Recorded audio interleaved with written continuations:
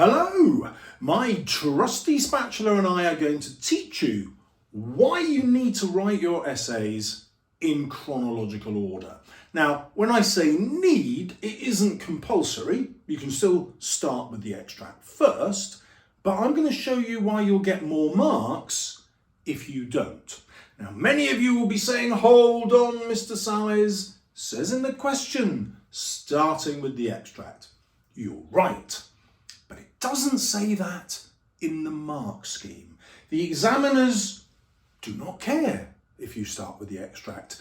The only reason that they ask you to do that is that they assume many of you will not have actually revised the novel, and therefore you can get marks by quoting from the extract. They're basically trying to chuck marks at you. But ironically, in doing that, they take it away. Let's find out why I'm saying that. And we start with the mark scheme. So we have our 3 assessment objectives.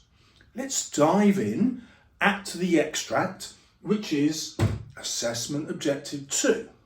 This does 2 things. It asks you to analyse language. No worries. If you start with the extract, you'll get those marks, quoting, then explaining what this quote shows about whatever the question is. But there is a problem with that. How much language analysis do you need to do? Many teachers tell you to explode the quote, write a lot about a little, find lots of individual meanings of individual words and explain those in your essay. Now, in real life, you only want to do that a couple of times. Doing that more often slows you down, takes more thinking time, means you write a lower quality answer overall. You probably don't believe that yet, but I'm going to prove it to you. The next thing AO2 allows you to do when you're quoting is to identify the methods. Do you get any marks for identifying the methods? No, not really. You only get the mark when you identify the method and say how that affects the meaning. What's the meaning? The meaning is what the author wants you to understand. I'm going to use all my examples here from A Christmas Carol.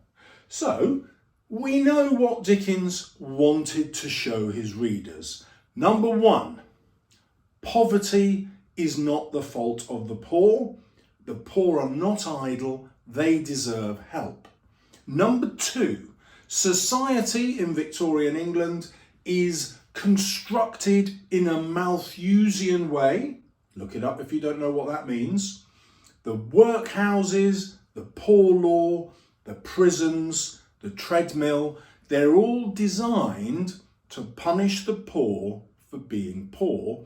Dickens wants to change that, so he creates this miser Scrooge in order to show how cruel society is, because society behaves exactly like Scrooge, the awful miser.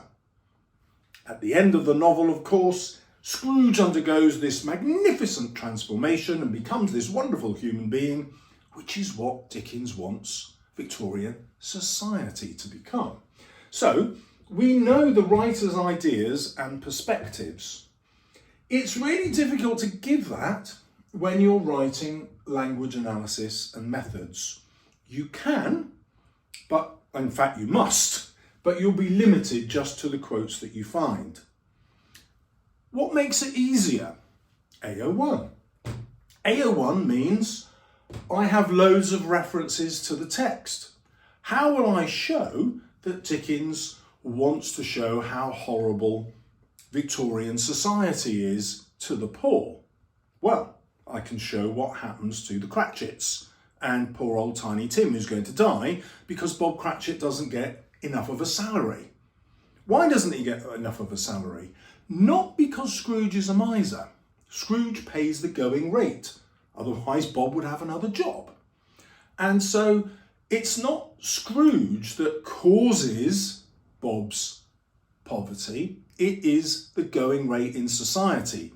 At the end of the novel, another reference, Scrooge decides to increase Bob's wages and therefore Tiny Tim did not die. He is saved.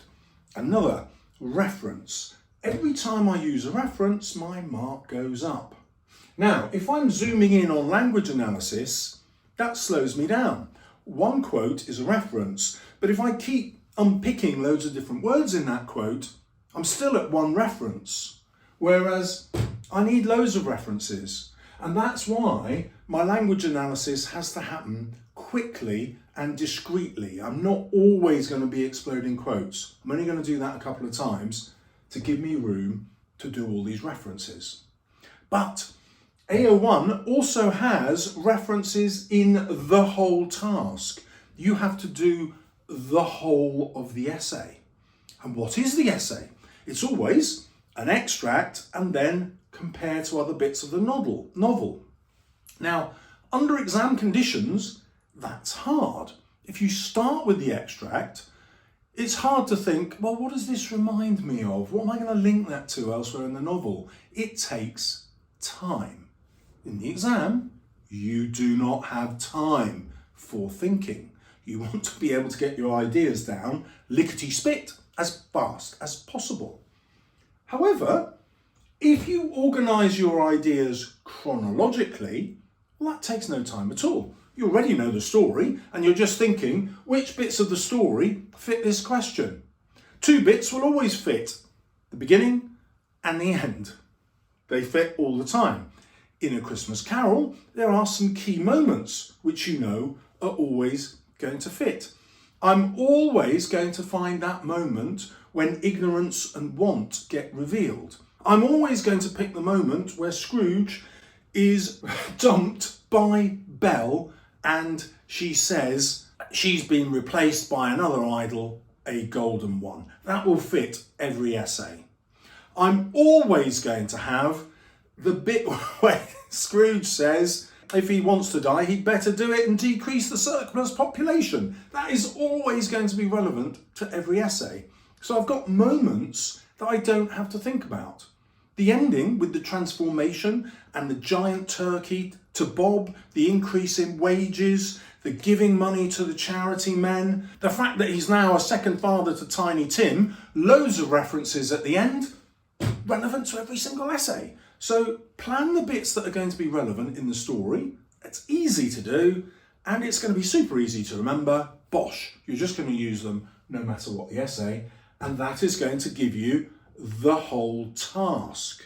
Now I need some context that's going to help me discuss Dickens' ideas. If I just put context in, I get 0 marks. I've got to link it to the meaning, which obviously is Dickens' ideas. So we go back to the Malthusian economics that looked at the poor as a burden on society. They were increasing in number and using up resources, so we had to make sure that there weren't so many poor people. How do we do that? We let them die. Brutal, brutal. But that's essentially what Scrooge is arguing for, and that is what the workhouse does. It works you to the bone. It's what prison does. It's what treating poverty as a crime does. So there you go.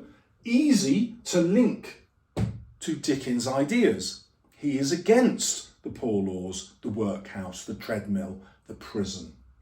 So we can always get top grades by linking to that. Now the extract might not do that. The extract might not lead us to the context. But if we work through chronologically, we know we're always going to have that moment where he refuses charity to the charity men and where he says, are there no workhouses? Are there no prisons? We can always have that quote. We can always have that moment. We can always get the marks. When I give you these key references, these key moments in the novel, there's always going to be a quote. Stands to reason because it happens in the novel, and then you will be able to learn the language analysis for those key moments. So in a future video, I'm going to give you the 10 moments and the 10 quotes that will fit every single essay. That will superpower your revision. But before you get to that, it will only give you superpower of top grades if you write chronologically.